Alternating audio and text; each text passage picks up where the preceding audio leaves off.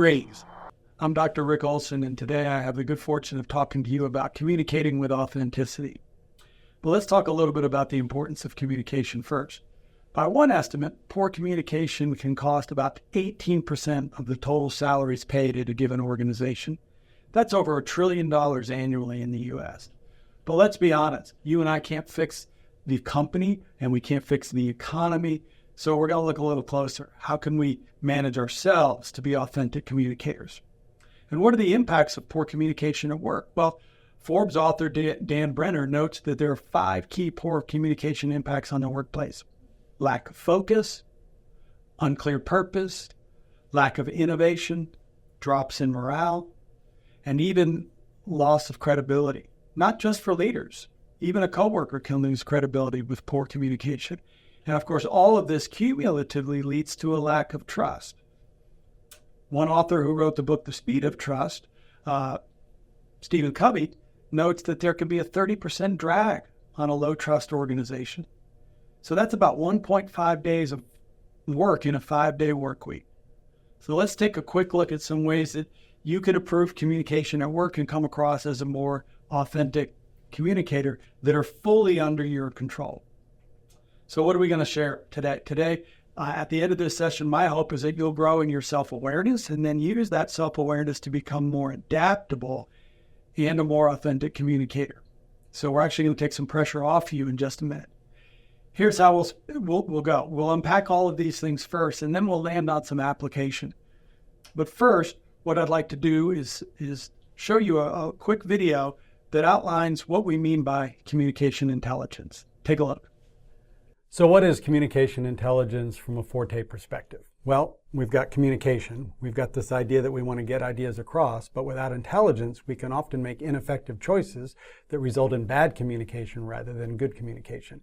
We can have intelligence, which means we've got great ideas, but if we communicate them poorly, they lose their power. So communication intelligence is putting together both our intelligence and our communication skills so that we communicate in ways that are powerful and effective. So we want to get communication intelligence. And what is that? Well, there's 2 components. The first is understanding.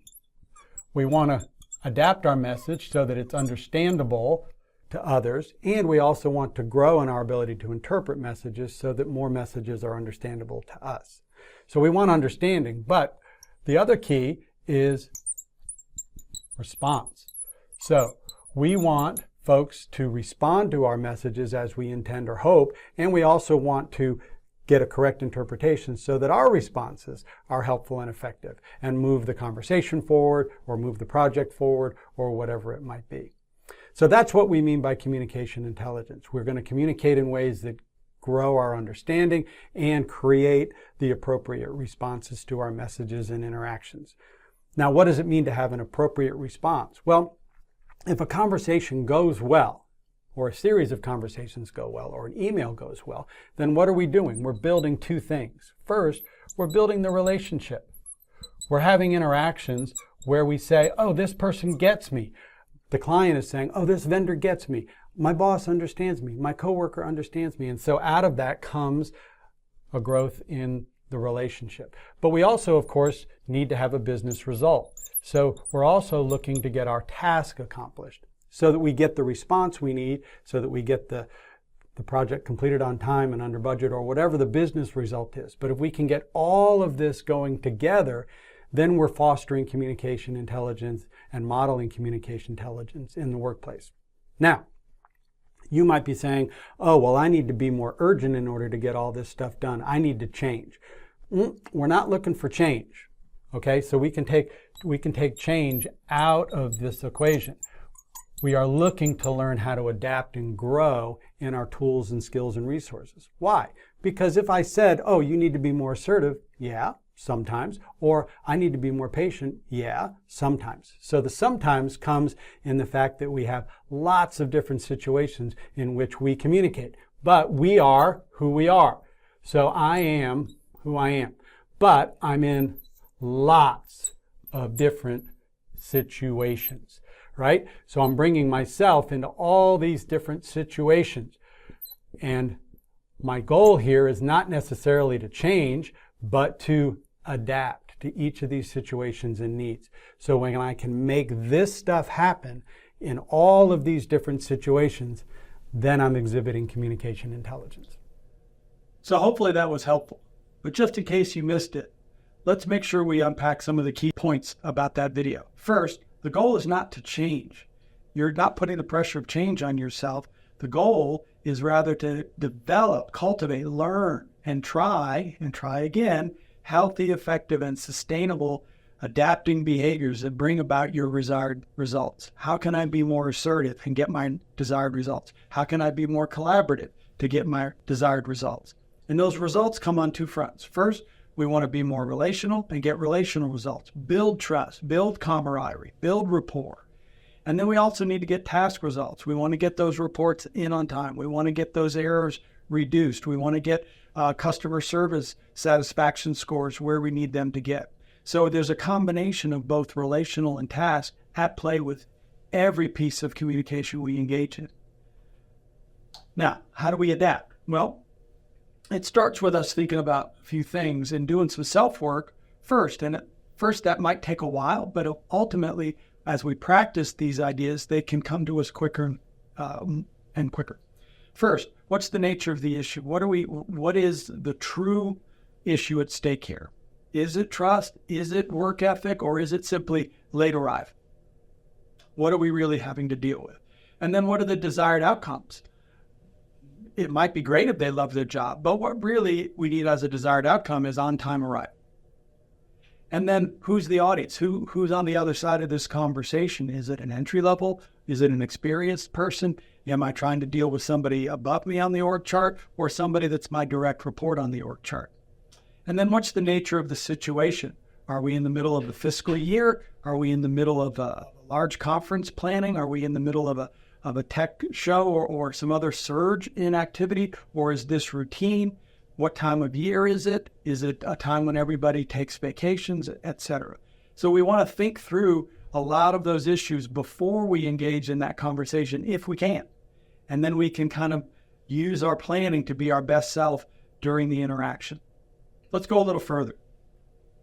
Yeah, but you don't know who I'm dealing with. You don't know my coworker. You don't know my boss. You don't know this customer, etc. Well, I don't. You're absolutely right. But there are some universals, and I'm going to show you 3 of them right now. Nate Rieger says we can hold everybody to compassion and accountability. And he says that's a way of holding people accountable while preserving their dignity. And that might be true with a customer, a coworker, or even a boss. So let's look at his 3 factors to compassionate accountability. First, we want in our behavior, in our communication choices, in what we'll call our communication moves, we want to make sure that people feel valued. Maybe we can start by thinking about recognizing their strengths or their points of contribution. We also want to recognize that they're capable, that they have abilities that we hired them for or that we've put them into this position for. So we also know that they're capable. And then if those 2 are true, then we can also hold them responsible. We know that you are a valuable, capable person, and so we do need on-time arrival. Now, if you've ever met a person that was a coworker or a fellow volunteer, or even a family member that seems to somehow rise above the drama, and yet everybody seems to appreciate and still like, that person is probably demonstrating this compassion and accountability because they don't play. They don't get sucked into the drama, and they just simply say, hey, you're better than that. I'm better than that. So let's not waste time on this. So this seems to be a good communication baseline for us to imagine how we can address both those relationship outcomes, demonstrating that folks are valuable and capable, but also demonstrating those task outcomes that they are also responsible.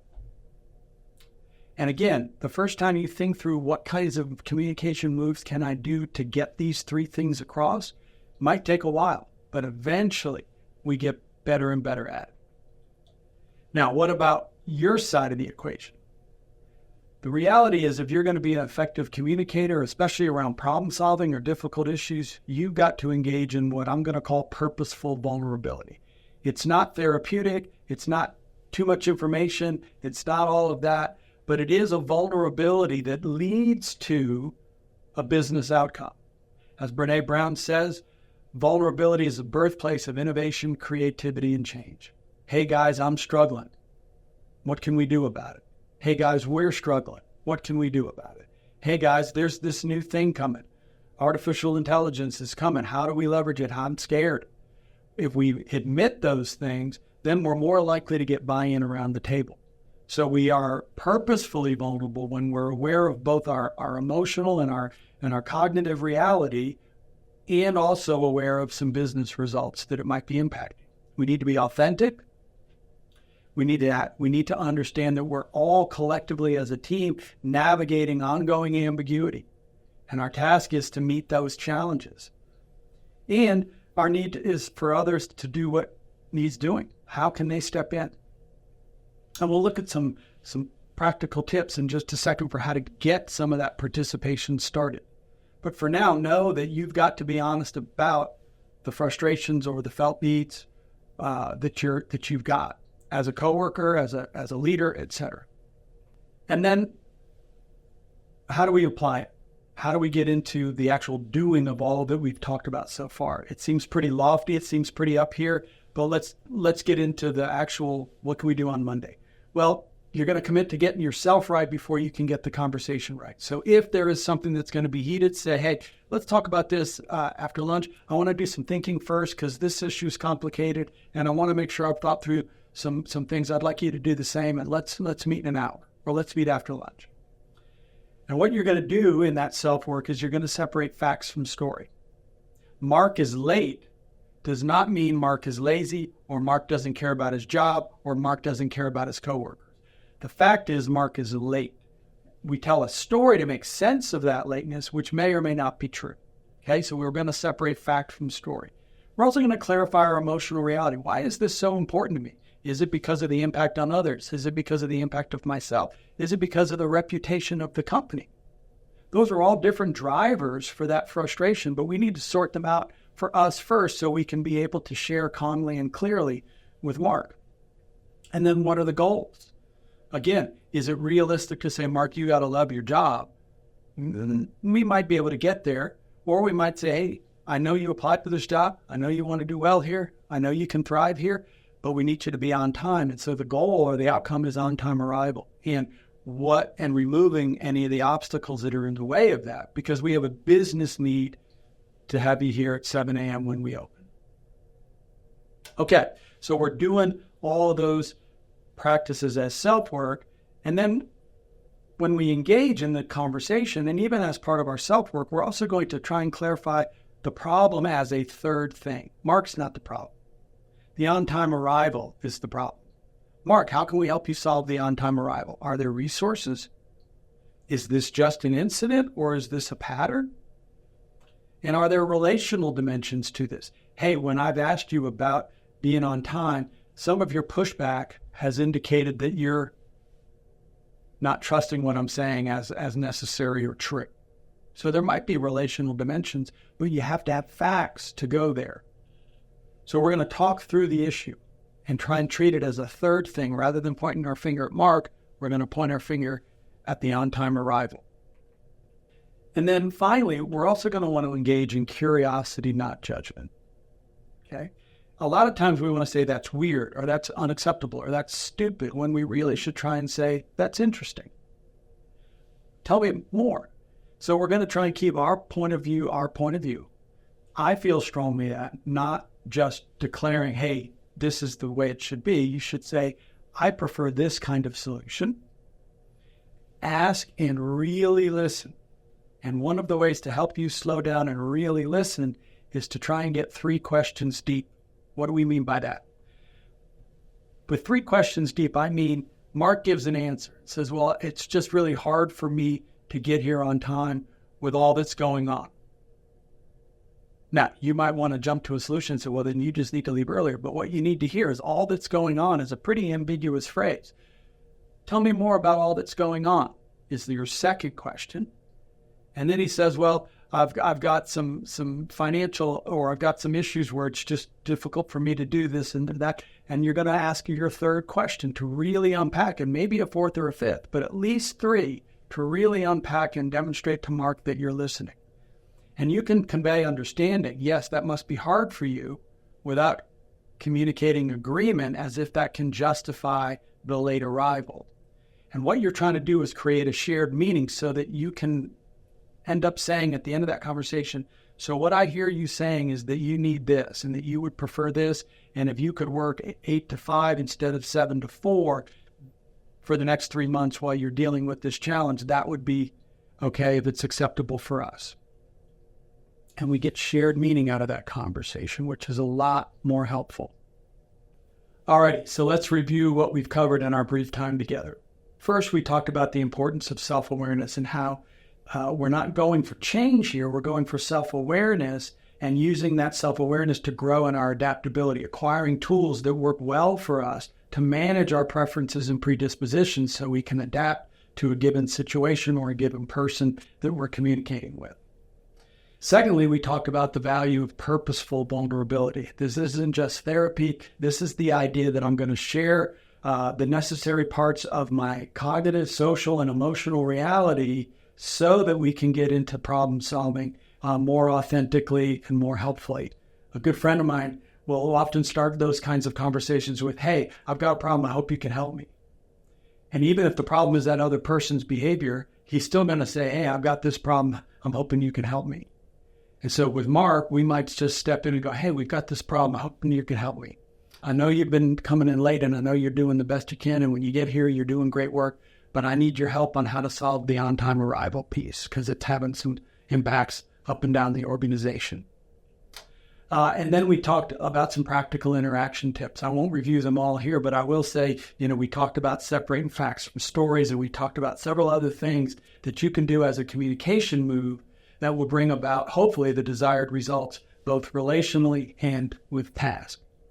Thanks for committing some time to jump in here, and I hope it was valuable for you. If you've got further questions, you know how to get a hold of me.